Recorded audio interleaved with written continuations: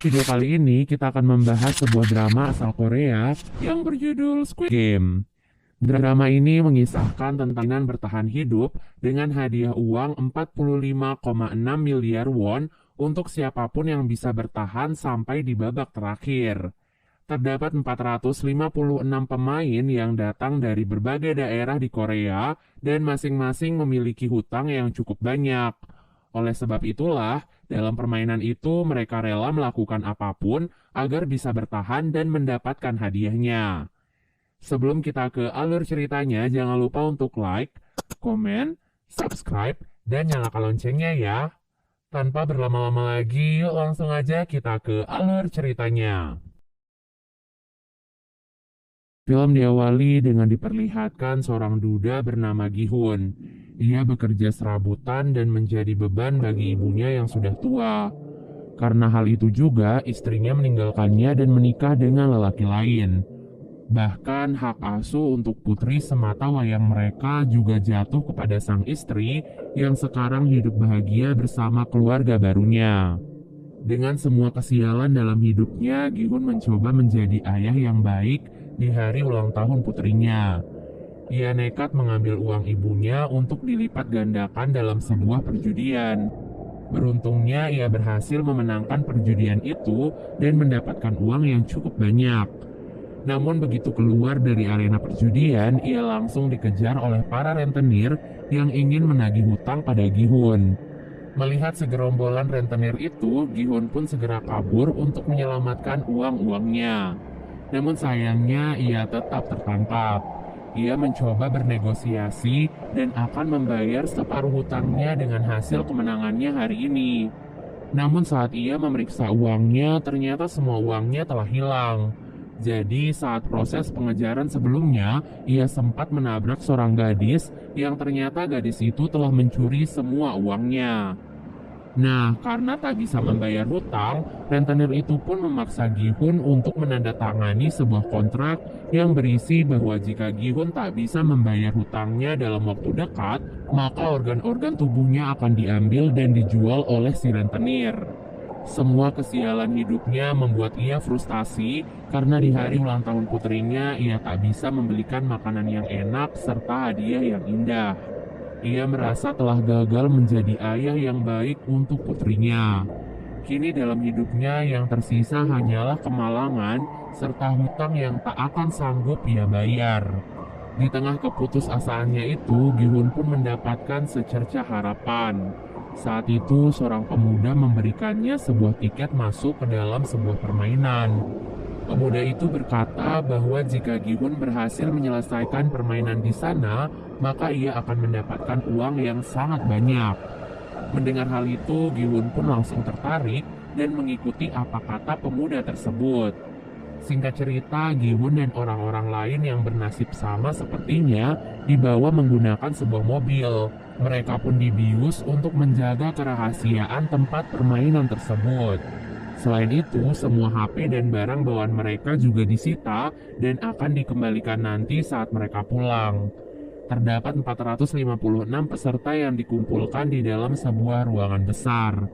Tempat permainan itu dikelola oleh seseorang misterius bertopeng hitam dengan anak-anak buahnya yang menggunakan pakaian serba merah.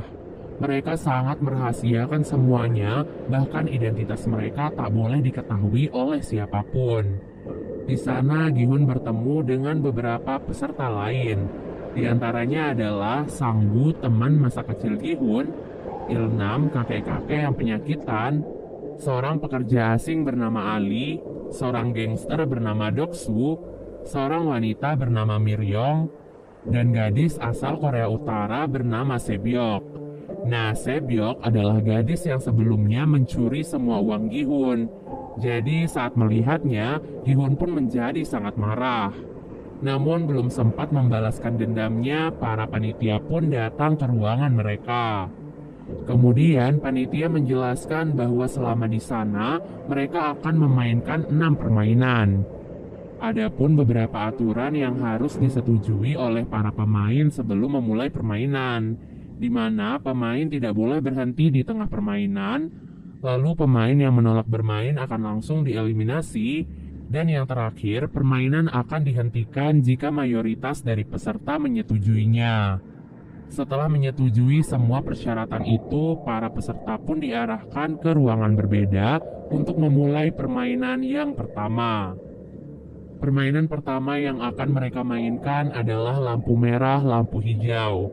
Terdapat sebuah robot raksasa di ujung ruangan yang akan bertugas sebagai penjaga. Nah, saat sang robot berkata lampu hijau, para pemain diperbolehkan untuk bergerak secepat mungkin agar mereka bisa segera sampai di garis finish sebelum waktunya habis. Namun, saat robot itu berkata lampu merah, maka para pemain tidak boleh bergerak sama sekali. Karena jika ketahuan oleh si robot, maka mereka akan langsung dieliminasi. Terdengar cukup simpel ya, namun kenyataan yang sebenarnya jauh lebih mengerikan. Bagaimana tidak, maksud dieliminasi dari permainan bukan hanya sekadar dikeluarkan, tapi ditembak hingga tewas. Peluru datang dari berbagai sudut. Semuanya telah diatur agar langsung menembak siapapun yang bergerak selama lampu merah. Karena hal itu, para peserta pun terkejut dan mulai berhamburan di arena permainan. Sayangnya tindakan itu bukannya membantu mereka, melainkan membuat mereka semua mati sia-sia. Gi-hun dan beberapa pemain yang masih tersisa terpaksa harus terus menyelesaikan permainan meskipun mereka harus melihat ratusan mayat yang tergeletak tak terurus di sekitar mereka. Mereka harus tetap berkonsentrasi agar bisa segera sampai di garis finish dengan aman dan tidak kehabisan waktu. Mereka yang sudah melewati garis finish sebelum waktu habis akan dinyatakan lolos dari permainan pertama dan berhak melaju ke permainan selanjutnya. Gi-hun yang sebelumnya tertinggal mencoba untuk berlari sekencang mungkin di detik-detik terakhirnya. Namun sayangnya ia malah terpeleset dan hampir jatuh. Beruntungnya Ali yang berada di belakang Gi-hun berhasil menarik bajunya sehingga ia bisa bertahan dan akhirnya lolos dari permainan pertama. Sedangkan mereka yang masih tersisa karena kehabisan waktu langsung dinyatakan kalah dan ditembaki satu persatu. Setelah menyelesaikan permainan pertama, para peserta pun kembali dikumpulkan di kamar mereka. Dari 456 peserta, kini hanya tersisa 201 peserta saja. Para peserta yang masih tersisa sangat ketakutan karena apa yang terjadi di permainan pertama. Alhasil, mereka pun sepakat untuk menyudahi semua itu dengan melakukan voting.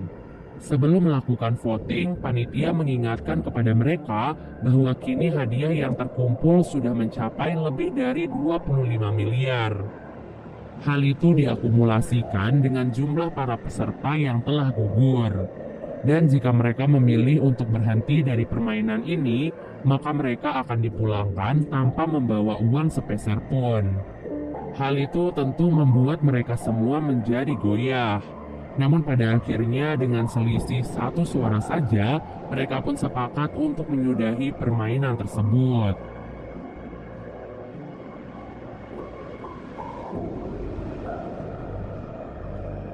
Setelah kesepakatan itu, para peserta pun akhirnya dipulangkan kembali ke daerah mereka masing-masing. Keesokan harinya, Gi-hun memutuskan untuk pergi ke kantor polisi dan melaporkan sindikat permainan yang kejam sebelumnya. Ia pun menceritakan semua kejadiannya sejak awal mereka dibawa sampai kembali dipulangkan. Polisi yang mendengar semua ceritanya hanya bisa tertawa. Kemudian Gi-hun pun memberikan tiket permainan yang sebelumnya ia dapatkan dari pemuda misterius sebelumnya. Di sana terdapat sebuah nomor telepon yang bisa dihubungi. Namun ketika si polisi mencoba mengkonfirmasi nomor itu, yang mengangkatnya malah seorang wanita biasa. Hal itu pun membuat polisi marah kepada Gi-hun dan menganggapnya telah gila.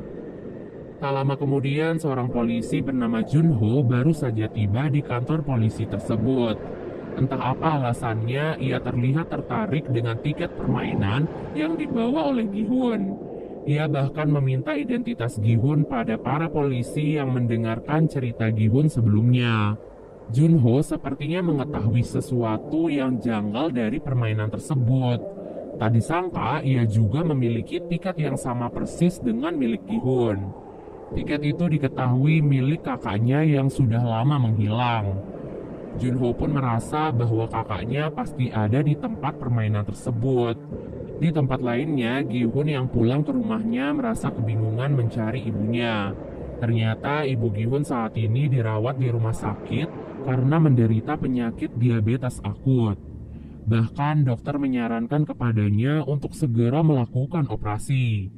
Namun sang ibu justru memilih untuk pulang karena tak sanggup membayar biaya pengobatan di rumah sakit. Hal itu pun membuat Gi-hun sedih dan kecewa pada dirinya sendiri. Ia bahkan nekat meminjam uang pada mantan istrinya demi bisa membayar biaya pengobatan ibunya. Namun yang ia dapatkan malah hinaan dari suami baru mantan istrinya yang juga bahkan melarangnya untuk mendekati putri kandungnya sendiri. Hal itu pun tentu membuat Gi-hun marah dan langsung menghajar lelaki tersebut. Kini Gi-hun pun sadar bahwa apa yang dikatakan panitia permainan itu benar adanya. Dunia luar jauh lebih kejam dari apa yang terjadi di dalam sana. Mereka akan tetap dikejar hutang dan mati di tangan rentenir. Semua kenyataan pahit dunia pun membuat Gi-hun dan yang lainnya tertarik untuk masuk lagi ke dalam arena permainan.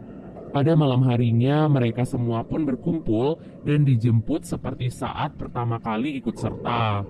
Namun, kini yang berbeda adalah mereka bisa lebih mempersiapkan diri karena sudah tahu apa yang akan terjadi di dalamnya. Dari arah lain, Junho ternyata juga ikut menyusup ke dalam mobil. Kali ini ia bertekad untuk bisa masuk ke dalam arena permainan agar bisa menemukan kakaknya yang hilang. Ia pun menghajar seorang panitia dan mengambil kostumnya agar ia bisa menyamar tanpa diketahui oleh siapapun.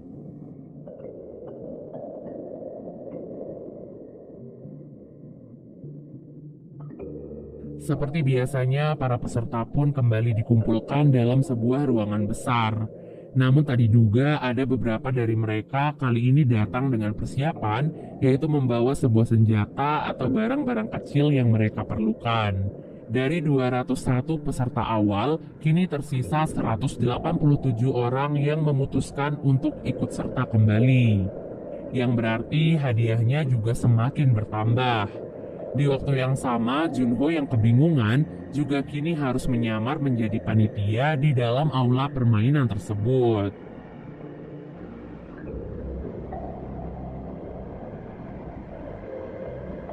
Pada malam harinya, Sebyok yang membawa pisau kecil pergi ke toilet dan mencoba menyusup lewat ventilasi. Dengan bantuan Miryong, ia pun berhasil masuk ke dalam ventilasi dan melihat apa yang terjadi di ruangan lainnya. Di sana ia melihat bahwa para panitia sedang membuat gulali berskala besar. Namun ia tak tahu apa yang akan dilakukan dengan semua gula tersebut. Keesokan harinya para peserta pun bersiap dan dikumpulkan untuk memainkan permainan yang kedua. Sebelum memulai permainan, Sang Woo bertanya kepada Sebyok tentang apa yang ia lihat kemarin malam.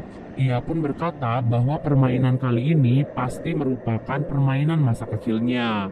Sedangkan Sebyok yang berasal dari Korea Utara pasti akan kesulitan. Oleh sebab itu, Sebyok pun memberitahunya bahwa ia melihat para panitia membuat gulali. Setelah mendengar hal itu, Sang Woo pun langsung teringat akan permainan masa kecilnya, di mana terdapat lelehan gula yang diberikan dalam bentuk yang berbeda-beda. Tugas mereka adalah mengikis gula tersebut sesuai dengan bentuknya.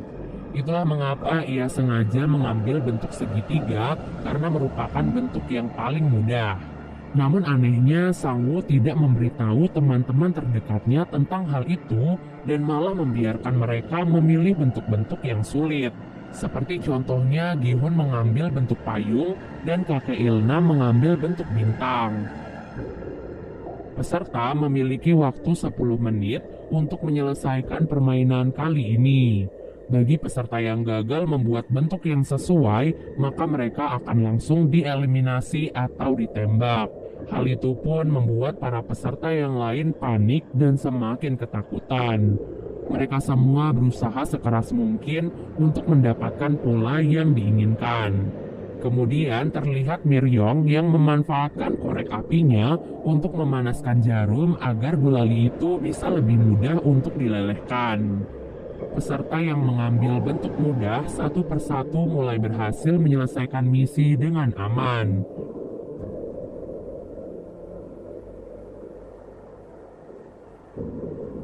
Namun yang menjadi masalah adalah para peserta yang mengambil bentuk-bentuk yang sulit. Ditambah mereka juga dikejar oleh waktu yang semakin berkurang. Dalam proses permainan itu, Junho pun mulai dicurigai oleh panitia lain karena ia terlihat kebingungan dan seperti tidak mengetahui tugasnya di sana. Di menit-menit terakhir, Gihun pun mendapatkan ide cemerlang agar ia bisa menyelesaikan misi dengan cepat. Saat itu, ia melihat bahwa gulali mereka telah memiliki polanya. Jadi yang harus mereka lakukan adalah menjilati gulali itu sampai bisa dipisahkan dari polanya tersebut. Hal itu adalah cara tercepat yang bisa mereka lakukan saat ini jika ingin selamat. Para peserta yang melihat Gihun pun langsung mengikuti triknya. Tadi sangka hal itu pun sangat membantu mereka sehingga beberapa peserta termasuk Gihun dan kakek Ilnam berhasil menyelesaikan misi dengan aman. Namun ada seorang peserta yang gagal mencoba melawan seorang panitia. Oleh sebab itu, panitia yang lain pun langsung menembak peserta yang lain agar mereka tidak memiliki kesempatan untuk melawan. Peserta itu pun menodongkan pistol ke arah panitia tersebut dan memintanya untuk melepaskan topeng. Namun begitu ia melepaskan topengnya, ia pun langsung ditembak oleh penyelenggara permainan. Jadi semua panitia di sana telah memiliki perjanjian bahwa mereka dilarang membuka topeng atau identitas mereka di dalam aula permainan, kecuali saat mereka berada di dalam kamar dan sendirian.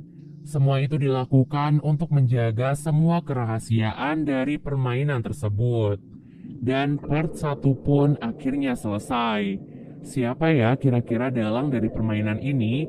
Dan apa ya kira-kira yang akan terjadi selanjutnya pada Gihun dan yang lainnya? Pastinya bakalan lebih seru guys. So kalau kalian penasaran, jangan lupa untuk komen sebanyak-banyaknya ya, biar Mimin semakin semangat buat ngelanjutin drama ini. Sampai jumpa guys, bye!